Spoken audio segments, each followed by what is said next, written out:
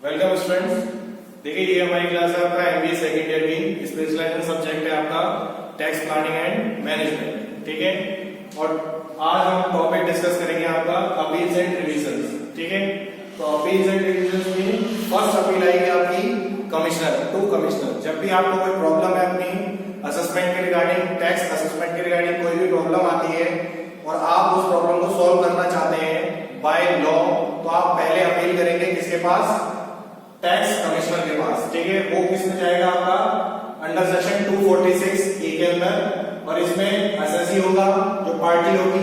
ठीक है, दूसरा आप फॉर्म नंबर 35 भरेंगे और नोटिस के 30 दिन के अंदर आपको ये अपील किसके पास करनी होगी? कमिश्नर के पास करनी होगी। ठीक है, और जो कुछ एक्सेप्शनल केसेस है हमारे, उनमें आप अपील नहीं कर सकते। वो कौन कौन से हैं? देखिए, order laying interest under section 234 A, 234 B and 234 C. ठीक है, revision order under section 264, order of authority for advance ruling और ऑर्डर ऑफ सेटलमेंट कमीशन। ठीक है, इस तरीके की जितनी भी आपके पास केसेस हैं उनके रिगार्डिंग आप कोई भी अपील किसके पास? कमिश्नर के पास नहीं कर सकते। ठीक है, फीस के बारे में बात करते हैं। नेक्स्ट आता है fee for filing appeal. Appeal जब आप फाइल करते हैं तो कितनी फीस जाएगी? देखिए, फर्स्ट केस है इसमें, अगर आपका जो असेसमेंट है वो 1 लाख है या 1 लाख से कम है। ठीक है, वेयर टोटल इनकम और loss computed by accounting officer rupees 1 lakh और बिलो रुपीज 1 लाख। ठीक है, तो कितनी आप फीस देंगे? रुपीज 250 आप फीस सबमिट करेंगे किसकी? अपील करने की। दूसरा केस क्या है? अगर आपकी जो असेसमेंट है वो कितना है? 1 लाख से ज्यादा है और 2 लाख से कम है, तो आपको देने होंगे 500 रुपए। और अगर 2 लाख से ज्यादा है तो आपको जमा करने होंगे 1000 रुपए। और इन तीनों केस के बाद भी कोई केस बच जाता है तो आप 250 रुपए जमा करके अपनी अपील कर सकते हैं। ठीक है, नेक्स्ट आता है आपका tax payable before filing the of appeal. जितनी भी आप अपील फाइल करेंगे उससे पहले आप अपना सारा टैक्स पे कर चुके होंगे। ठीक है, टाइम लिमिट क्या है कि जो भी जिस डेट को आपने अपील फाइल करी है उस डेट से मैक्सिमम 1 ईयर के अंदर आपको आपकी अपील का सेटलमेंट हुआ मिल जाएगा कमिश्नर के पास। ठीक है, तो ये तो हो गई अपील टू कमिश्नर। ठीक है, फर्स्ट स्टेज आ गई अपील की। सेकंड स्टेज की बात करते हैं, ये है आपका इनकम टैक्स एपेलेट ट्रिब्यूनल। ठीक है, अब जब आप ट्राइब्यूनल में जाएंगे, मतलब हम कमिश्नर की जो कमिश्नर का जो जजमेंट था उससे सेटिस्फाई नहीं है। ठीक है, और अपने आप को सेटिस्फाई करने के लिए हम कहा जा रहे हैं किसके पास? ट्राइब्यूनल के पास। ठीक है, किस सेक्शन में? आपका अंडर सेक्शन 253 में, और फॉर्म नंबर भर रहे हैं हम कितना? 36। उसमें 35 था, इसमें 36 है। और जो फैसला आया है कमिश्नर का, उस फैसले से 60 दिन के अंदर हम अपनी अपील कर रहे हैं किसके पास? ट्राइब्यूनल के पास। ठीक है, अब देखिए इसमें क्या है।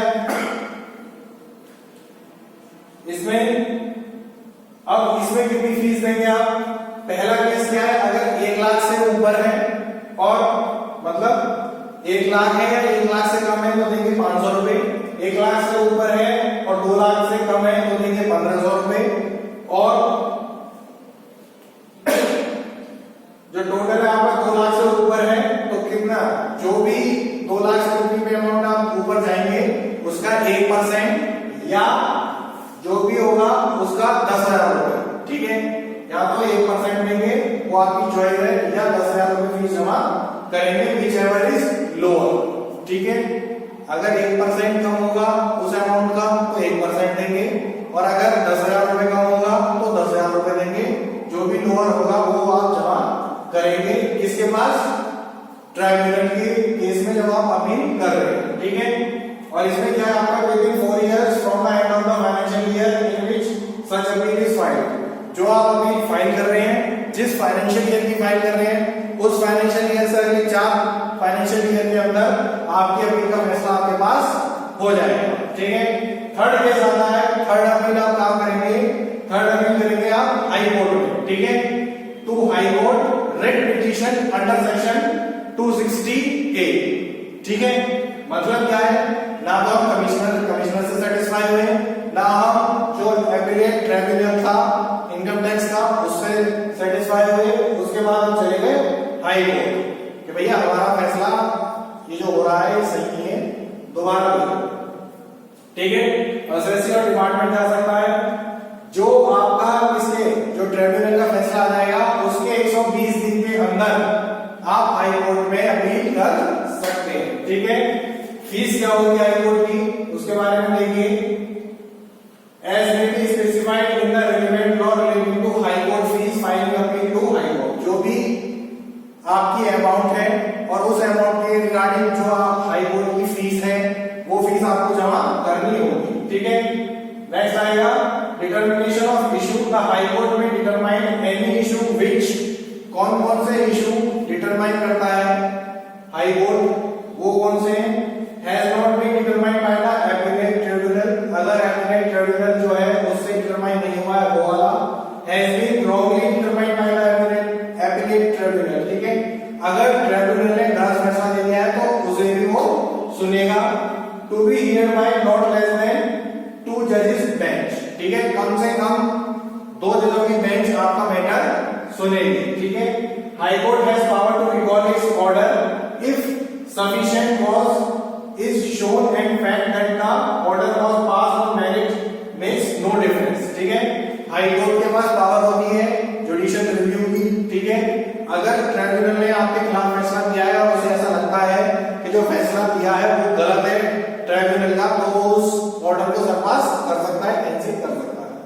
दूसरा, अगर इससे पहले किसी ने हाई कोर्ट में ही आपका फैसला आया था और हाई कोर्ट में फैसला आने के बाद आप उस फैसले से सेटिस्फाई नहीं थे, आपने दोबारा रिव्यू पिटीशन दायर करी थी, तो उस फैसले को भी हाई कोर्ट अपना, अगर at the time of hearing उसे एविडेंस मिल जाता है तो वो अपना फैसला बदल सकता है। ठीक है, ये आ जाते हैं आपके इसमें हाई कोर्ट के केस में। ठीक है, high court can not determine issue not rise before court tribunal. ठीक है, जब तक आप ट्रिब्यूनल के सामने अपना केस नहीं शो करेंगे और वहां से फैसला नहीं होगा तब तक हाई कोर्ट आपका केस डायरेक्ट नहीं लेगा, ये भी ध्यान रखिए।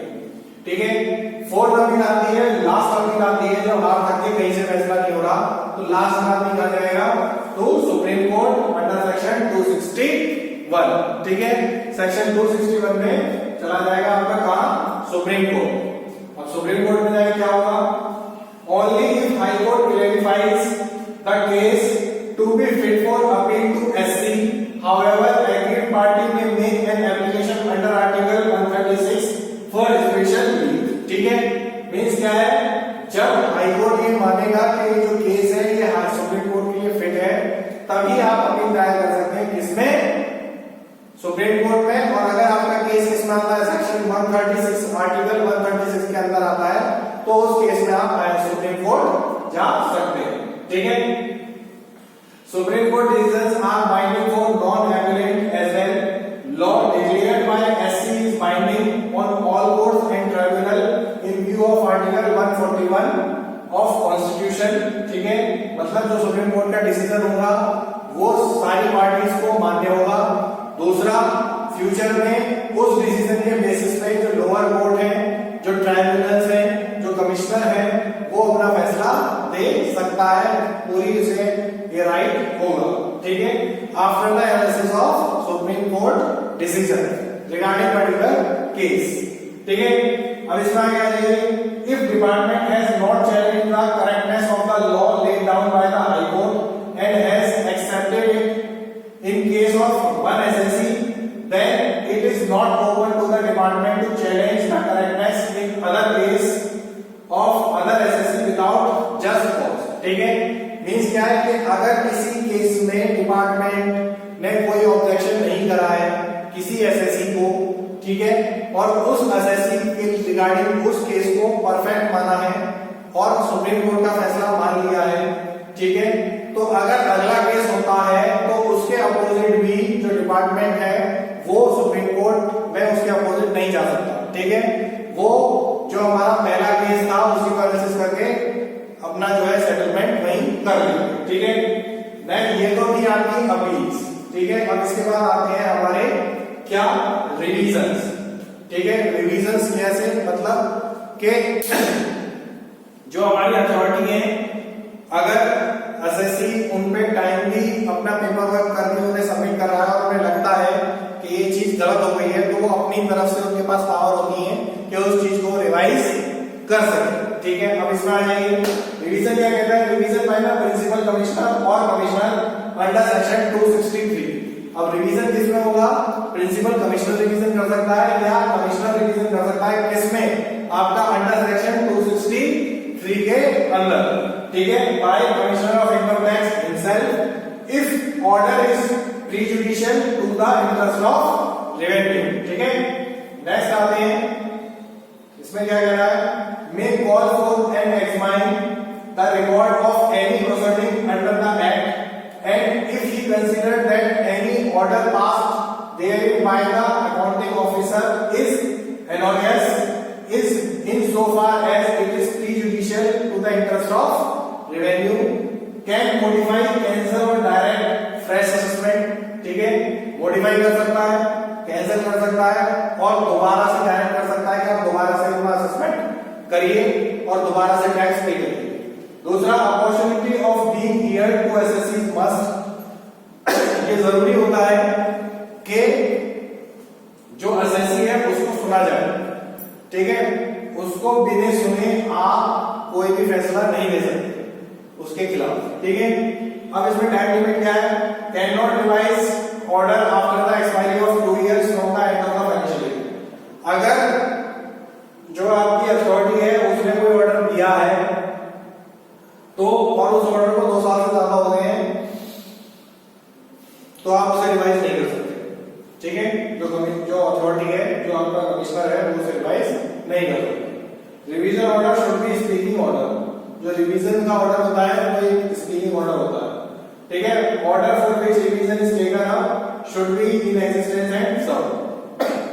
जो भी ऑर्डर दिया गया है रिवीजन का, उसे पार्टी को लिखित रूप से दिया जाएगा। ठीक है, नेक्स्ट आता है आपका, ये तो हो गया कमिश्नर। नेक्स्ट आता है revision by the principal commissioner और कमिश्नर अंडर सेक्शन 264।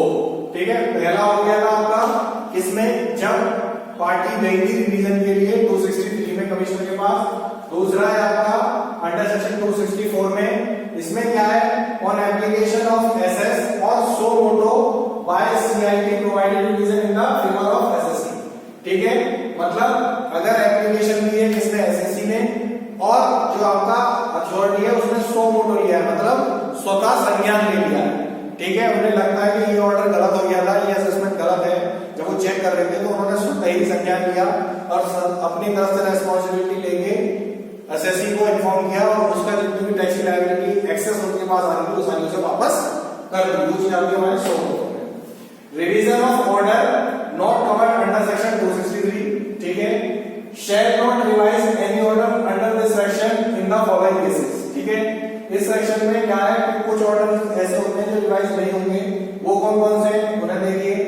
फर्स्ट है आपका suo motu where the order has been made more than 1 year previously, अगर 1 साल पहले हो गया है उस केस में। दूसरा, on application of assessee where application has been made after 1 year from the date of order communicated और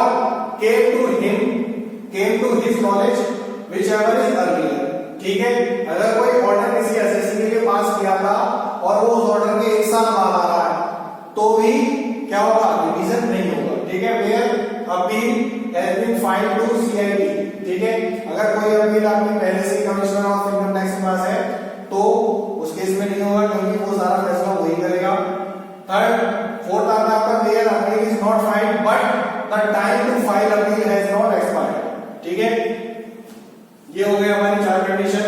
नेक्स्ट है आपका टाइम लिमिट क्या कह रहा है, shall pass an order within 1 year from the end of the financial year in which the application is filed by the SSC. जिस साल application file कर रहा है एसएससी उस डेट से 1 साल के अंदर रिवीजन का जो फैसला है वो देना होगा किसे, पर्टिकुलर अथॉरिटी को। ठीक है, but no time limit in case where order is to be pass to give effect to any finding direction contained in order of the appellate tribunal, national tax tribunal, high court और supreme court. ठीक है, लेकिन supreme court, high court, appellate tribunal और national tax tribunal के case में कोई time limit नहीं है। ठीक है, नेक्स्ट आता है आपका revision order should be speaking order. जो रिवीजन ऑर्डर होगा वो स्पीकिंग ऑर्डर होगा।